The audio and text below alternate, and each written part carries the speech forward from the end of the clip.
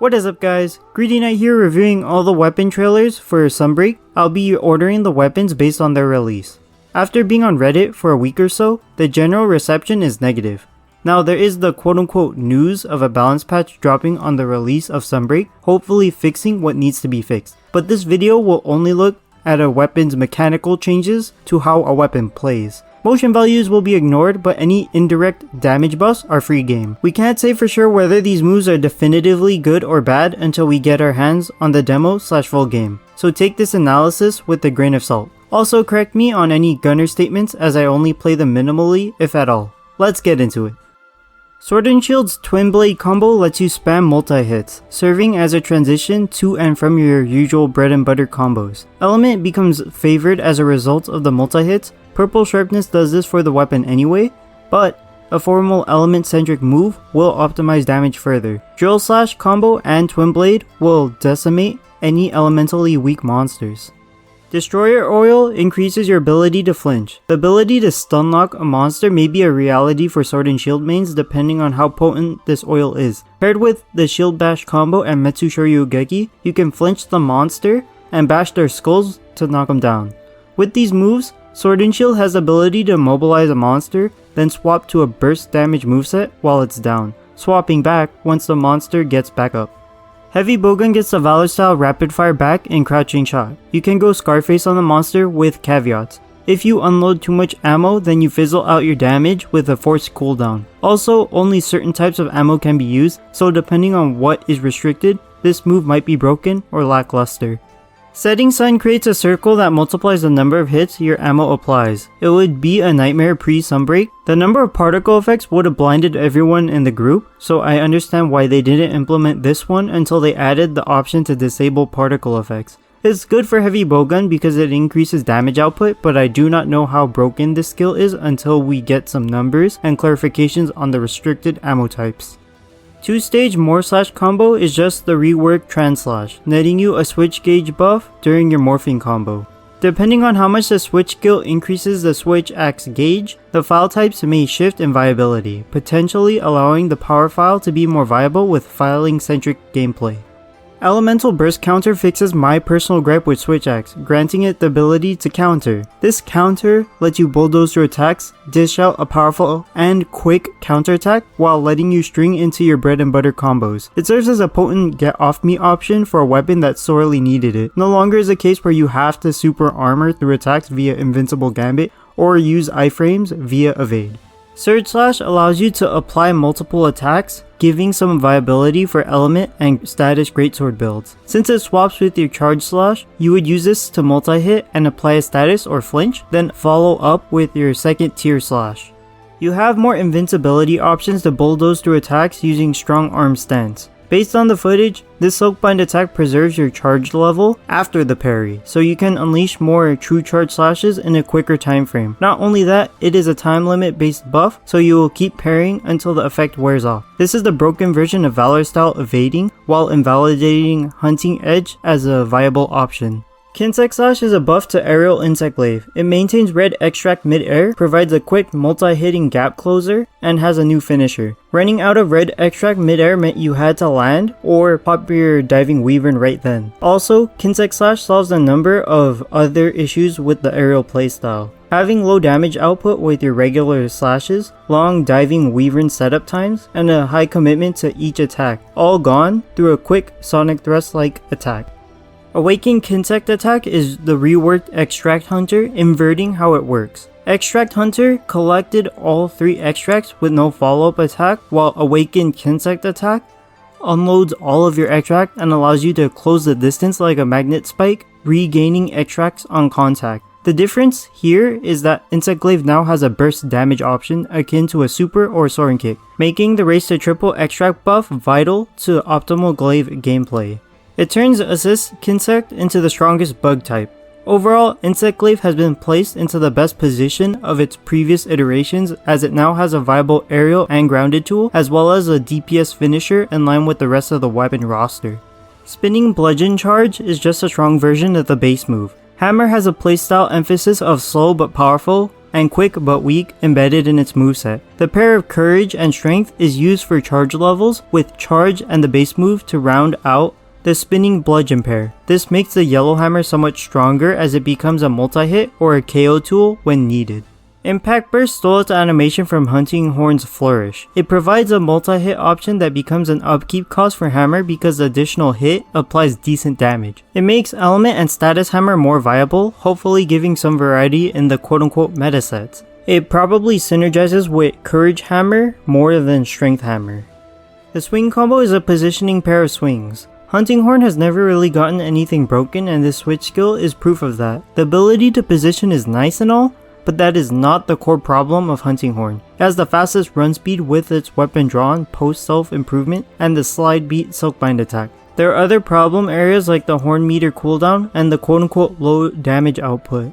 Silkbind Shockwave is a solution to the damage problem, giving it multi-hitting attacks that have buffed stun, exhaust, and part breaking power will give the horn the niche of the quote unquote status stun weapon. The ability to stun trip lock a monster will provide better support for the team than just heals and attack buffs. If the monster stays down, then who needs healing anyways? Paralysis will be a nasty pair with the Silkbind attack since you can stun lock the monster for 24 seconds using KO, part break flinching, and paralysis, which can be looped at least twice. I'm disappointed that Energy Blade isn't returning, but there is potential with the new moves. File Follow-Up Firing Pin is an interesting switch skill. It works similarly to Piercing Bind, building up damage into the monster while in sword mode and using specifically filing attacks, and then detonating it using axe mode attacks. It emphasizes sword boost mode as a mechanic since all file explosions get stored up in sword mode and released in axe mode. The file location gets marked with energy, but I want to know if it detonates regardless of hit zone struck, or if you have to hit that specific marked area. The strategy would be to rack up file energy in sword mode and detonating it using a super via shield thrust shortcut, creating a double explosion on hit. This buffs both file types, but element benefits more from it because you can stack more damage into an elementally weak hit zone. They reworked the Savage Axe guard point into Rise. Ready Stance is an instant Silkbind attack that allows you to combo into sword or axe mode attacks without any lag since it nullifies knockback from all attacks. I want to know if you can use it to quote unquote cancel a super animation, as it is the most vulnerable animation for Charge Blade. Being able to cancel it would solve the safety issue, and it would carry over Iceborne's Savage Axe guard point in full force. This shares Counterpeak's strengths of never having its guard broken by regular attacks and maintaining condensed spinning slash after the guard. However, it is redundant as a Silkbind attack, serving as the third counter for the weapon.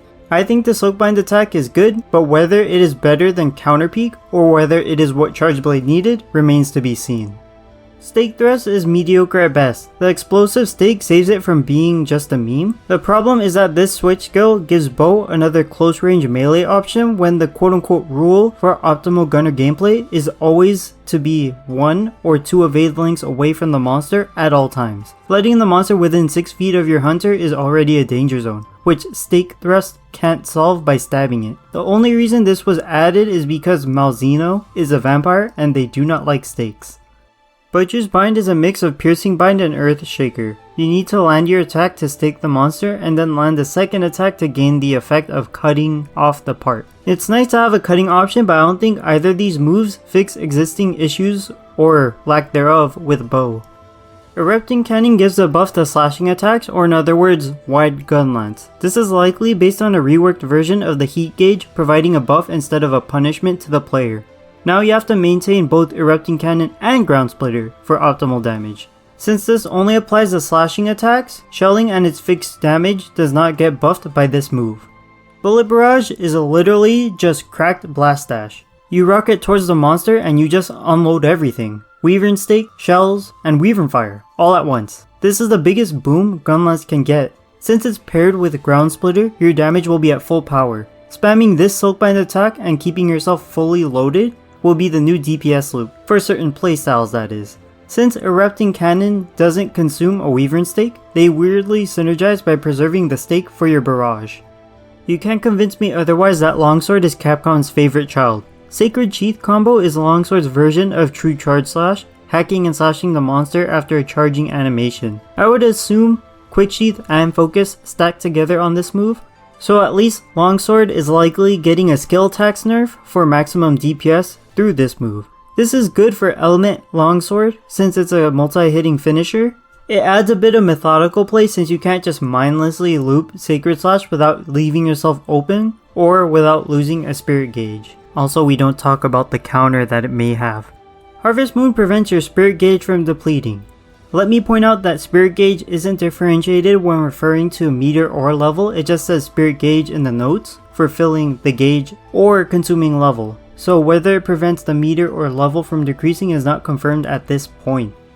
In the conservative case, you would have unlimited Spirit combo just like with Unhinged Spirit of Monster Hunter GU, while in the extreme case, you would have unlimited Soaring Kicks, Critical Junctures, and the new Sacred Sheath combo. On top of that, you have multi-hits on each successful counter, buffing any potential element builds using a counter-centric playstyle. Sakura Slash makes the road to red trivial, so maintaining red would be easy regardless of whichever buff Harvest Moon provides. They did Lance dirty in this trailer. Skyward Thrust is a good diving Wyvern clone but for Lance. Pairing it with Anchor Rage grants Lance a decent DPS loop, but the motion values need to be respectable to buff Lance in any capacity. Shield Tackle is Congalongadung in terms of usability. You have Shield Charge and now Shield Tackle. One closes the distance and ends with a powerful bash or thrust, while the other does the same thing but different somehow.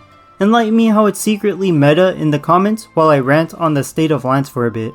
Lance was ignored by developers in Rise, but not addressing Twin Vine or giving any substantial buffs to the weapon makes me fear for the worst once the game drops. I want Lance to be good, but if this is how Lance is in the full game, then that might as well be a fever dream. The fact that they paired Longsword with Lance on the release schedule triggered me since it showcased the blatant disparity of power between the weapons. They gave Longsword all the love and attention, leaving Lance out in the Frosty Island rain. Giving Lance something can let it claw its way up the tier list and not this poor excuse of a quote-unquote new move pool. Or better yet, just give it back charge thrust spam and pump those motion values to the moon. Rant over.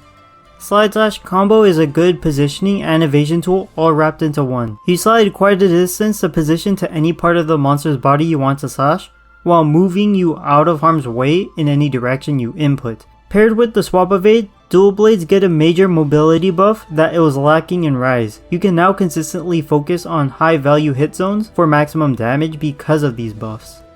Barrel Slash is a copy-paste of Monster Hunter GU's version of the Hunter art. The only notable buff is that you can combo into it mid-air. So any of your Levi slashing moves can lead into Spiral Slash when you want to use your drill attack over becoming a human buzzsaw.